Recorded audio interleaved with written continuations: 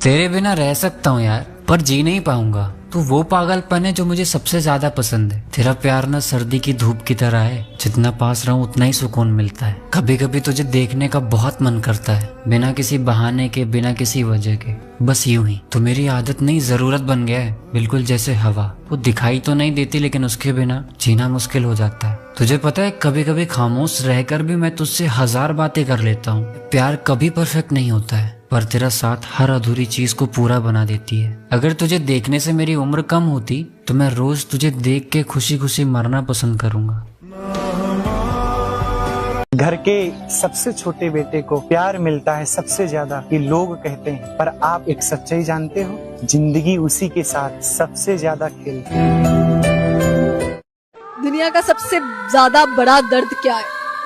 दुनिया का सबसे बड़ा दर्द अपने मनपसंद शख्स को किसी और के साथ देखना। जब अगले साल ये नहीं हमें धोखा दे देते हैं, पराये लोग विश्वासघात करे या कोई अपना, धोखा तो धोखा। जो दूसरों को दुख देता है, छल कपट करता है, दूसरों को शोषण वृत्ति रखता है, वो कभी सुखी नहीं हो सकता।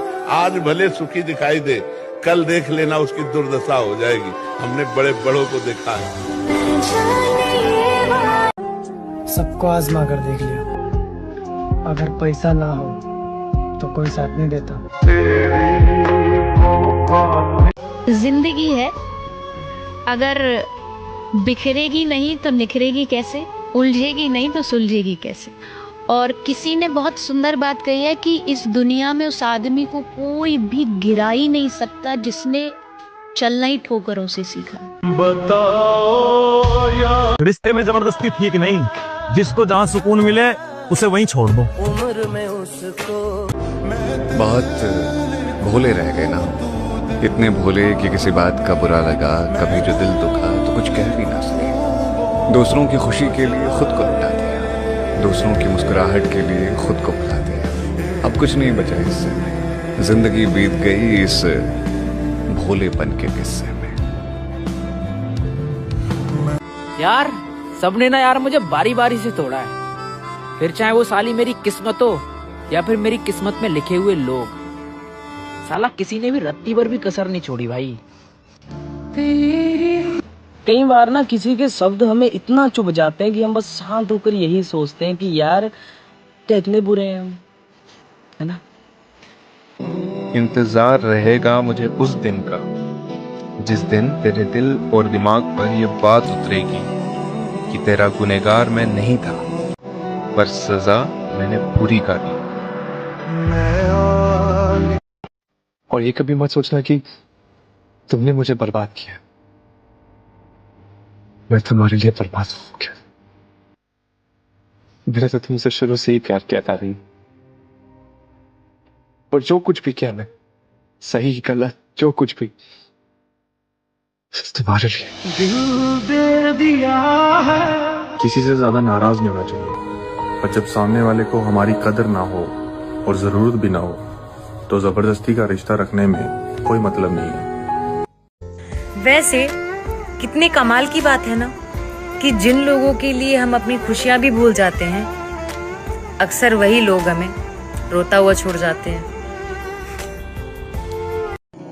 तुम अपना ख्याल रखना, मेरे पास आज भी कोई तुम सा नहीं। सनम तेरी कसम मूवी देख के एक बात तो समझ में आ गई, अगर लड़की वफादार मिल जाए तो साली किस्मत बेवफा निकल जाती है। कुछ हार गई तकदीर, कुछ टूट गए सपने। क्या बात।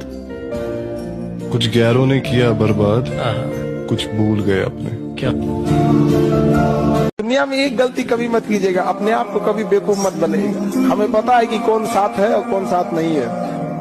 हम ये पहचानने में थोड़ा देर कर सकते हैं कि कौन साथ है, लेकिन इसमें हम थोड़ा भी गलती नहीं करते कि कौन साथ नहीं है। सबसे पहले लेकिन ये याद रखें कि अगर कोई इंसान आपके ऊपर आंख बंद करके भरोसा कर रहा है तो उसको कभी ये एहसास मत दिलाना कि वो अंधा है। किसी ने क्या खूब कहा कि कृष्ण के जीवन को देखिए, बहुत कुछ छूटा। पहले जन्म लेते माता पिता का साथ छूट गया, इसके बाद यशोदा माँ, नंद बाबा, मथुरा, गोकुल, सखा, संबंधी, यहाँ तक कि राधा का साथ भी छूट गया, लेकिन कुछ नहीं छूटा, तो वो था श्री कृष्ण के चेहरे की मुस्कान। कृष्ण भगवान जो है ना, वो दुख के नहीं बल्कि खुशी के प्रतीक है, प्रेम के प्रतीक है। कृष्ण भगवान सिखाते हैं कि चाहे कोई भी कठिनाई या कोई भी परिस्थिति हो, चेहरे की मुस्कुराहट और धैर्य कभी नहीं छूटना चाहिए। ख्वाहिशों का काफिला भी बड़ा अजीब है गालिब, अक्सर वहीं से गुजरता है जहां रास्ता ना हो। गांव समाज या घर परिवार में सबसे ज्यादा वो लड़कियां बदनाम हो जाती है जो किसी एक लड़के को पसंद करती है और बोलती है कि मैं इसी से शादी करूंगी, और जो छुप छुप के 10 जगह मुंह मारती है और चुपचाप अपने घर वाले की मर्जी से शादी कर लेती है, वैसी लड़कियां बहुत शरीफ और बाप की इज्जतदार बेटी हो जाती है। सबसे पहले तो आपको ये स्वीकार करना चाहिए कि लोग समय के साथ बदलते ही हैं, तो आप ये सोचकर दुखी मत रहिए कि आपका कोई करीबी अब बदल गया। जीवन इसी का नाम है, लोग बदलेंगे, उस बदलाव को स्वीकार कीजिए। मत समझो, लेकिन गलत मत समझो। नहीं समझना कोई बात नहीं, क्योंकि गलतियां सुधारी जा सकती, पर गलतफहमियां नहीं सुधारी जा सकती। जब आप मांगने लगते हो ना, वहीं पे रिलेशनशिप्स मुझे लगता है बिगड़ने भी लगती है। जब सामने वाले को प्रेशर फील होने लगता है और आपको रियलाइज नहीं होता है कि आप मांग रहे हो, उससे प्रेशर क्रिएट हो रहा है। आपको लगता है आपका हक है, मगर अगर आपका हक होता तो वो आ जाता ना, और अगर नहीं आ रहा तो वो बंदा शायद आपके लिए सही नहीं है, या आप उस बंदे के लिए सही नहीं हो, ऐसे भी सोच सकते हो ना। जो तोड़ेंगे ना आपको, जो आपको छोड़ के जाएंगे, वही दुनिया के सामने अपने आप को बिल्कुल एकदम शरीफ बना के घूमेंगे कि अरे भैया नहीं, हम तो बड़े अच्छे, हम तो बड़े वो। तो ऐसे लोगों से ना ज्यादा कुछ कहने की जरूरत नहीं है, क्योंकि जब ये आपके सामने आएंगे ना, ये आपके सामने आपको इस तरीके से ट्रीट करेंगे कि जो गलती की वो आपने ही की, सामने वाले ने कुछ नहीं किया। तो उनको सिर्फ इतना कहना, मैं बदल गया, तुम वही हो क्या? मैं बदल गया, तुम वही हो क्या? मैं गलत, तुम सही हो क्या? मर्द को रोना चाहिए अपनी वाइफ के सामने ना, बिल्कुल रोना चाहिए, लेकिन तभी रो जब वाइफ समझने लायक हो, अदरवाइज नहीं। हर बीवी अच्छी नहीं होती है। मैं नहीं जानता था कि मुझे ये दिन देखना पड़ेगा, खुद को यूं अकेला तेरे बिन देखना पड़ेगा। एक ऐसा अजीब मोड़ मेरे किस्से में आ गया, तू ही सब कुछ था मेरा, क्यों किसी और के हिस्से में आ गया। इंसान को सबसे ज्यादा तकलीफ अपने करीबी लोगों और दोस्तों की तरफ से मिलती है।